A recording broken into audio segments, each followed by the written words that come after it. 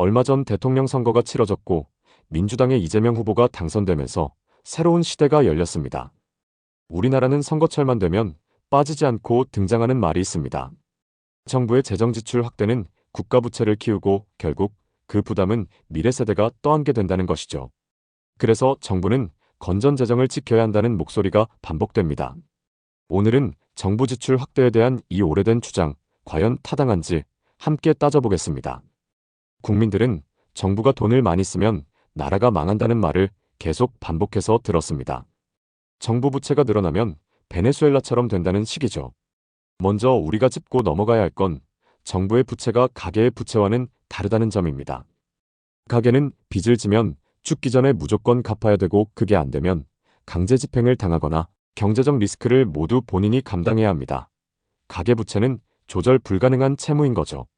반면에 정부 채무는 빚이 늘어난다고 해서 그걸 미래 세대가 갚는 게 아니라 정부가 발행한 국채가 만기가 되면 새로운 국채를 발행하면서 기존의 국채를 상환하는 방식입니다.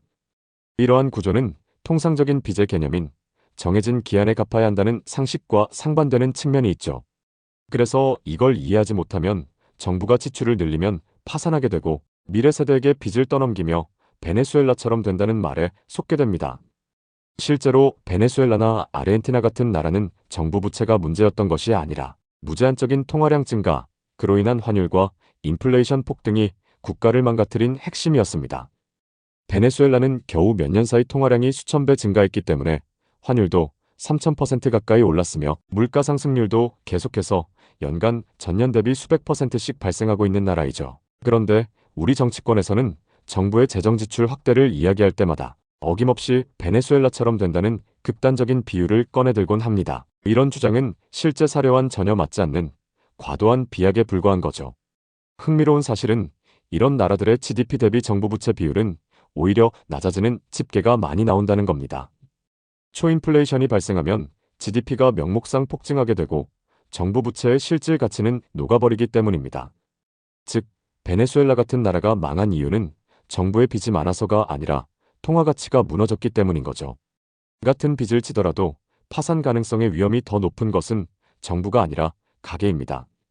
지난 정부는 부동산을 부양하기 위해 LTV와 DSR 완화는 물론 특례보금자리론 등 계속해서 빚내서 집 사라는 정책을 일관되게 시행했습니다. 정부 재정엔 건전성을 요구하면서 정작 국민들에게는 대출 규제를 풀어 빚을 더 지도록 유도하는 건 이율배반적인 태도입니다. 공공의 빚은 위험하다면서 개인의 빚은 괜찮다는 식의 모순된 논리죠. 하지만 앞선 설명처럼 가계는 대출 때문에 정말로 파산할 수 있지만 정부는 다르다고 했죠. 정부는 스스로 화폐를 발행할 수 있고 조세로도 재원을 조달할 수도 있습니다. 또 정부 지출의 증가는 침체된 경제에 활력을 불어넣고 복지와 고용, 인프라에 투자되어 경제의 생산 능력과 소비 기반을 넓히는 마중물 역할을 하게 됩니다. 이는 유효 수요를 창출하여 경제 전체에 긍정적인 파급 효과를 주게 되죠. 한국은 GDP 대비 정부 지출의 비율이 다른 주요국들에 비해서도 매우 낮은 수준입니다. 주요국들의 GDP 대비 정부 지출의 비율을 보면 한국은 일본에 비해서도 훨씬 낮습니다. 또 OECD도 경제가 어려울 때마다 각국 정부에게 재정 여력을 활용한 적극적인 지출의 확대를 주문하고 있습니다. GDP 대비 공공사회 지출의 비율을 봐도 한국은 역시 최하위입니다. 이런 여러 가지 정부 지출에 관한 지표를 볼 때 한국은 오히려 다른 나라에 비해 정부의 재정 확대를 늘릴 여력이 있다는 거죠. 반면에 한국의 민간 부문 부채는 GDP 대비 284%라 이제 민간의 부채에 대해 건전을 강조해야 하죠. 하지만 그동안의 보수 정권은 오히려 정부의 건전 재정을 강조하고 민간에겐 계속 빚내서 집사라는 정책을 유지했습니다. 공공의 빚은 위험하고 민간의 빚은 상관없다는 식의 이율배반적인 정책도 앞으로는 바뀌게 될 것입니다.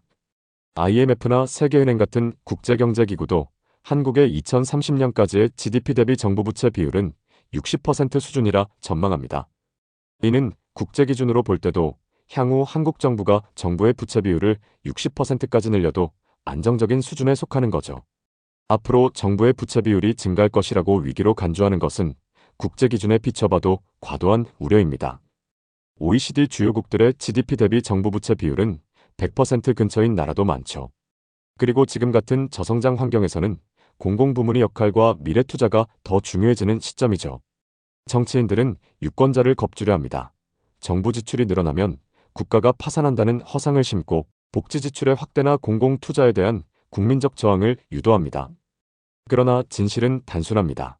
국가는 적절한 재정 지출을 통해 경기와 고용을 지탱해야 하며 진짜로 경계할 것은 부채 자체가 아니라 왜곡된 통합 행창과 정책의 불균형입니다. 한국이 앞으로 베네수엘라처럼 망할 수 있다. 이런 주장을 검증하는 방법은 단 하나입니다. 정부 부채가 아니라 통화량을 보십시오. 한국이 향후 5년 안에 광의 통화가 수백 퍼센트 폭증하지 않는 이상 베네수엘라나 아르헨티나 같은 국가 파탄이 일어날 가능성은 희박합니다.